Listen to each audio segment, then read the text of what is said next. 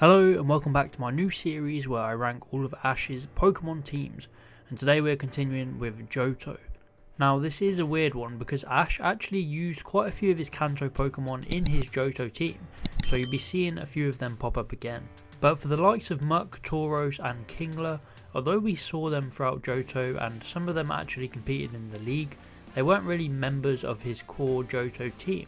So I'm going to keep it strictly to Pokemon that Ash had in his party and travelled with for multiple episodes. However, I will be including Snorlax as it returned multiple times, including the gym battle with Claire, so I feel like it deserves to be included here. But let's get into the video. I hope you enjoy, and be sure to like the video if you want to see Ash's Hoenn Pokemon ranked. Coming in number 11 is Squirtle. Squirtle started with Ash on his journey in Johto, but only lasted 30 episodes before being left to train with the Squirtle squad as firefighters. It was a great episode that they left it off with, and a very nice goodbye between Squirtle and Bulbasaur, but overall Squirtle didn't have much of a role in this team. He didn't actually do anything. It was clear that they was making way for the new starters, and that's why Squirtle is here in last place. Number 10 is Snorlax. Snorlax is low on this list, again just like Kanto. It doesn't mean in any way that I think it's a bad Pokemon, it was just never really a part of a team.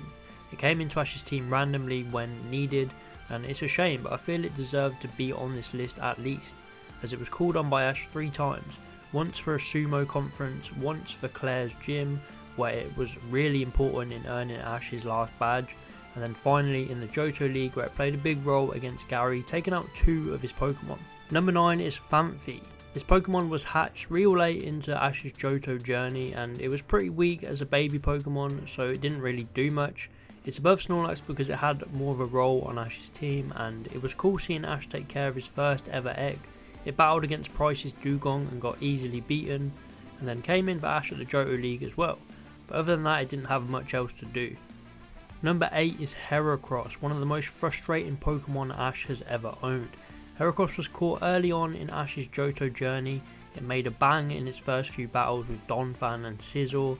You could see this Pokemon was perfect for Ash's battling style, and then it got sent to the lab so that Ash could enter a Tauros competition.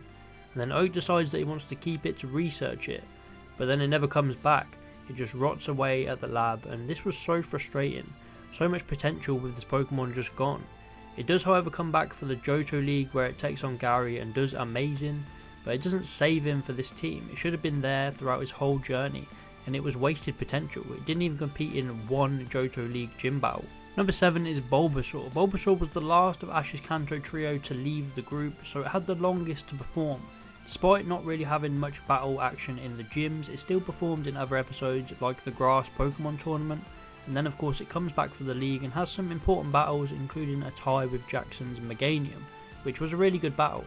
But Bulbasaur was still a mature parent figure of the group, and it definitely earned its place on this team. Next up is Noctowl. I love Ash's Noctowl, and the fact that he has a shiny is still so cool to me, but this thing was barely used in Johto, and it was a bit of a shame. Sure, it had its moments like against Morty's ghost types, but other than that there wasn't much going for it. There was a great episode where it meets an older Noctowl and helps pilot the ship back to Olivine City, and a few other episodes which I enjoyed, but overall it didn't do enough. It was similar to Pidgeot, a flying type balloon popper, and it didn't even get a win in the league, which was a real shame. Number 5 is Totodile. I wouldn't say I'm a big fan of Totodile. I like its fun, energetic personality, but it gets boring pretty quickly. Still, it was a decent member of Ash's Johto team. It brought a lot of life to the group and competed in some important battles, like against Whitney and also against Harrison in the league. Overall, I don't have that much to say about it. I think it definitely could have done a lot more, but it was pushed back by the other 2 Johto starters a little bit. Coming in 4th place is Charizard. Charizard again is pretty high on this list, but similar to Kanto, it wasn't always around to battle for Ash, but it did a lot even with its lack of screen time. It earned Ash's first gym badge against Faulkner in an epic battle with his Pidgeot, and then it got released to train in such a good episode. After that it came back to face off against Claire's Dragonair, and that battle was one of the best in the series.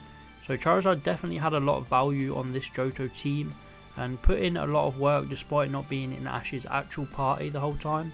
Then of course it comes back for the Johto League to take down Gary's Blastoise, and then go toe to toe with Harrison's Blaziken. This Pokemon just did so much for Ash and Johto.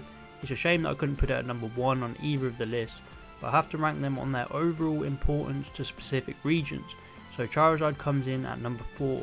In third place is Bayleaf, the only starter to evolve in Johto. Bayleaf was important all the way through the series. It was attached to Ash and they shared such a close bond.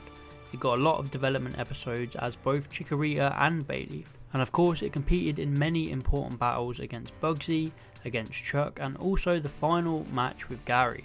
And the standout of them was the battle with Chuck, where it took down Poliwrath in an awesome battle. A battle we've recently had in a flashback in Pokemon Journeys, which was cool. Overall, Bayleaf was integral on Ash's team. It played a massive role and helped out Ash out in many situations, and that's why it's all the way up in third. In second place is Pikachu, so here we are again with Pikachu, and this was such a hard decision. I didn't want to put Pikachu first again as he was first in the Kanto rankings, but honestly he might deserve it.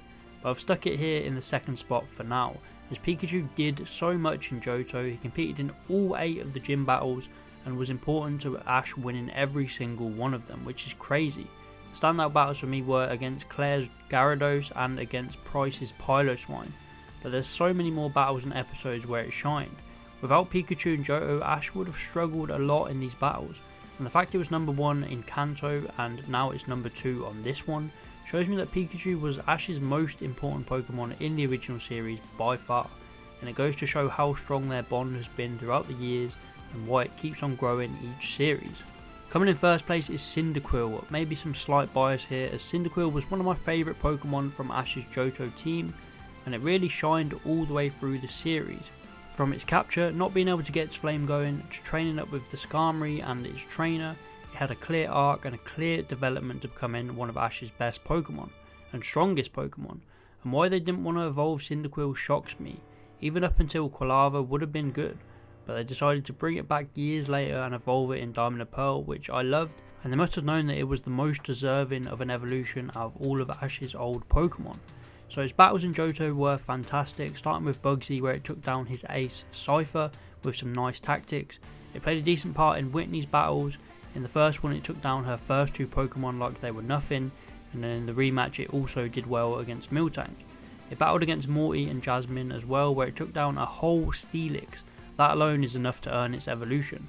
Oh yeah, and it defeated a Dugong in the Price battle. There's so many good battles for this Pokemon, and if you want to hear me praise Cyndaquil some more, definitely check out my Johto gym battles ranking. But overall, Cyndaquil in my opinion was the ace of Ash's Johto team. Cyndaquil performed in the biggest battles and got the crucial wins, so that's why it's number 1 on this team.